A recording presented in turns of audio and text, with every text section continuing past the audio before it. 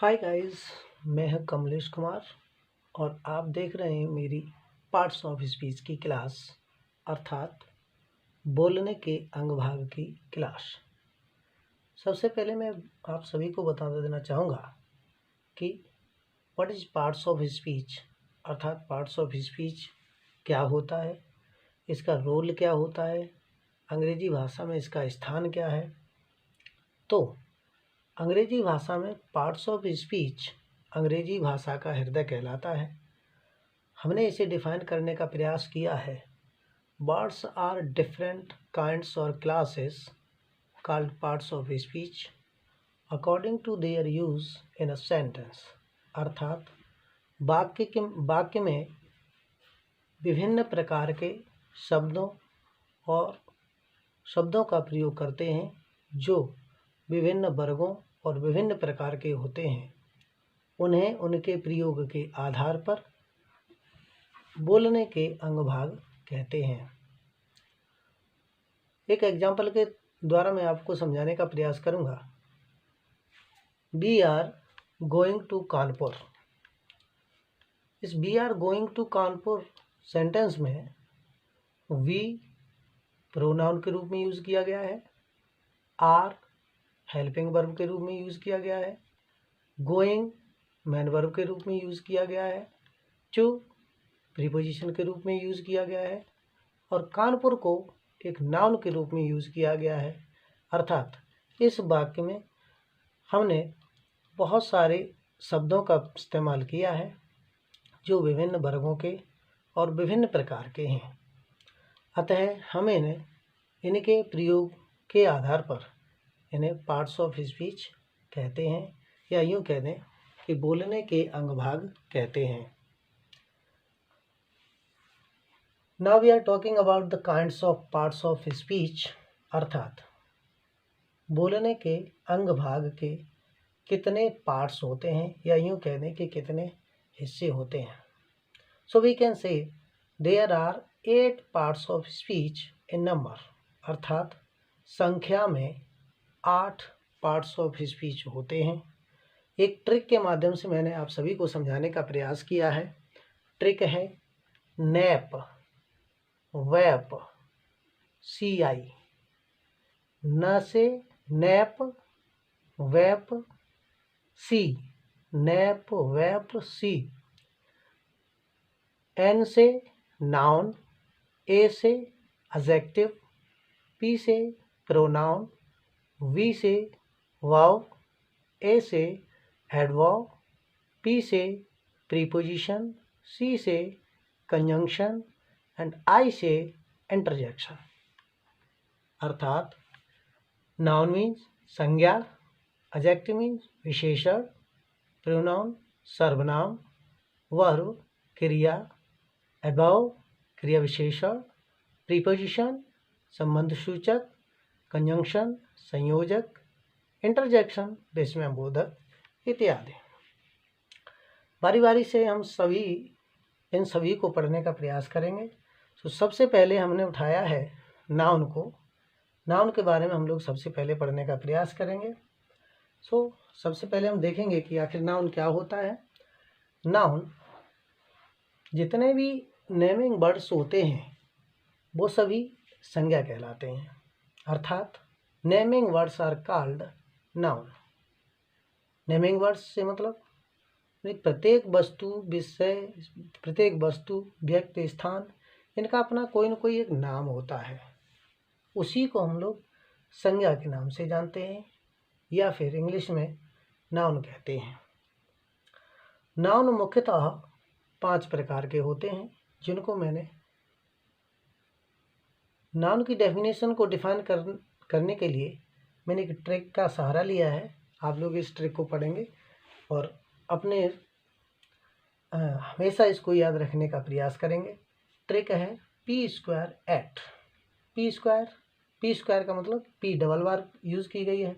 तो एक P का मतलब हुआ पर्सन, दूसरे P का मतलब हुआ प्लेस, और A फॉर एनिमल होता है, T फॉर थिंग होता है। अर्थात पर्सन, प्लेस, एनिमल और थिंग आर कॉल्ड नाउन। अर्थात इन सभी के नाम को हम लोग क्या कहते हैं?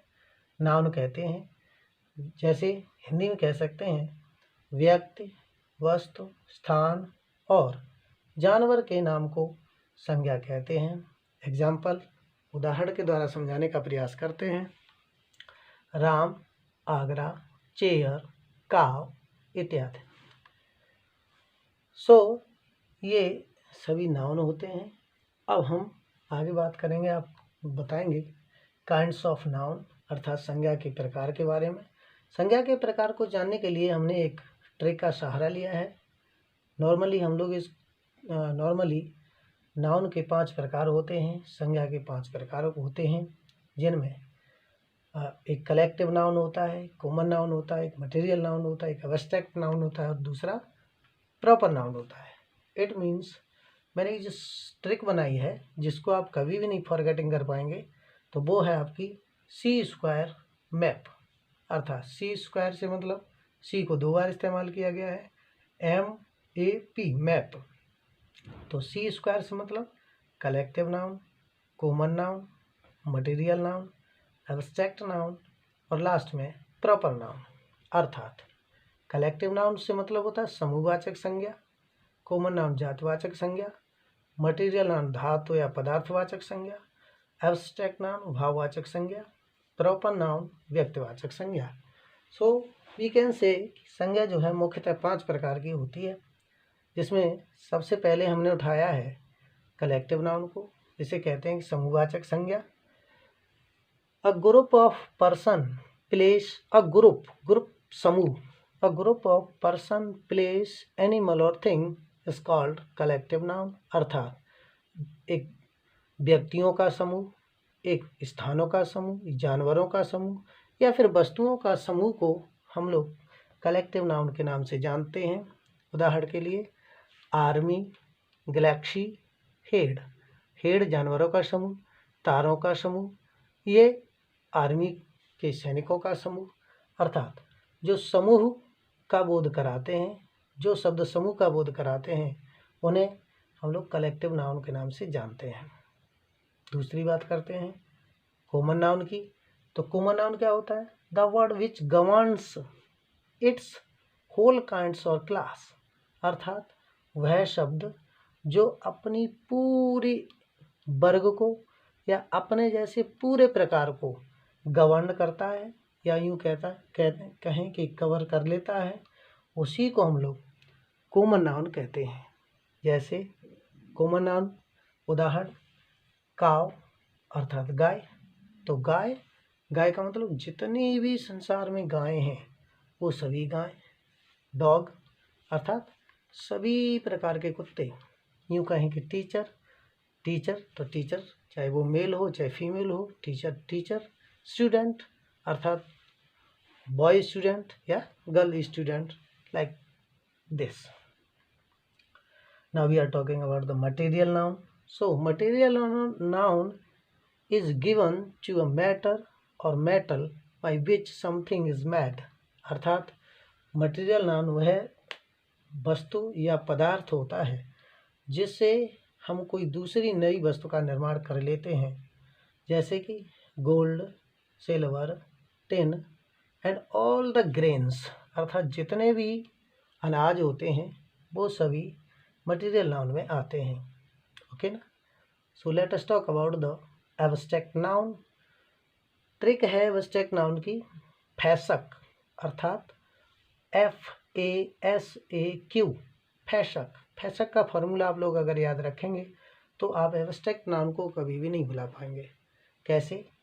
F से बनता है फीलिंग, A से बनता है एक्शन, अगले A से बनता है स्टेट, नेक्स्ट A से बनता है आर्ट और Q से बनता है क्वालिटी। अर्थात फैशक का मतलब होता है, F से मतलब होता है फीलिंग। तो किस प्रकार की फीलिंग? जैसे कि लव, हैट, जीलश ETC। अर्थात जहाँ पर प्यार हो, घृणा हो, ईर्ष्या हो, इस तरह का जो भाव होता है हमारे मन में, उसी को हम लोग फीलिंग कहते हैं। एक्शन से मतलब होता है थेफ्ट, लाफ्टर अर्थात चोरी या हंसी मजाक, ये जो होते हैं वो एक्शन कहलाते हैं। स्टेट का मतलब होता है एक एज, पर्टिकुलर एज। एज से तात्पर्य हो सकता है या स्तर, वी कैन सी स्तर, like childhood, boyhood, youth, etc।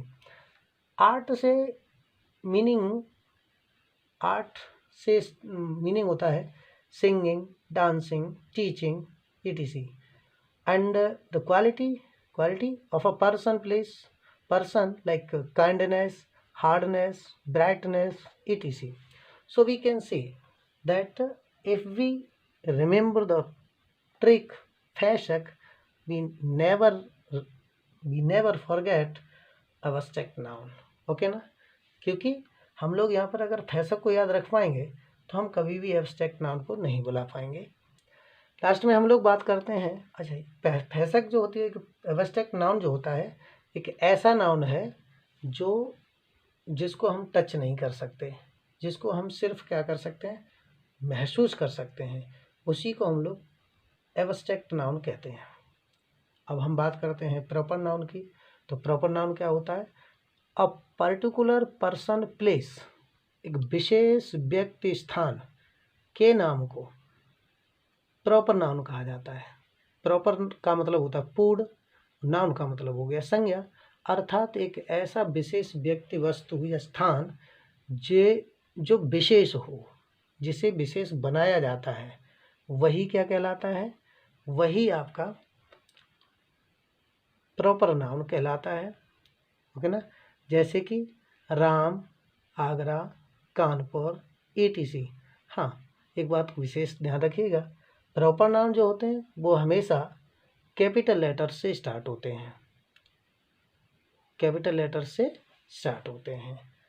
तो ये आपके हैं पार्ट्स ऑफ स्पीच का सबसे पहला पार्ट, नाउन। अगले पार्ट के बारे में हम अगले वीडियो के माध्यम से आपको बताने का प्रयास करेंगे। धन्यवाद।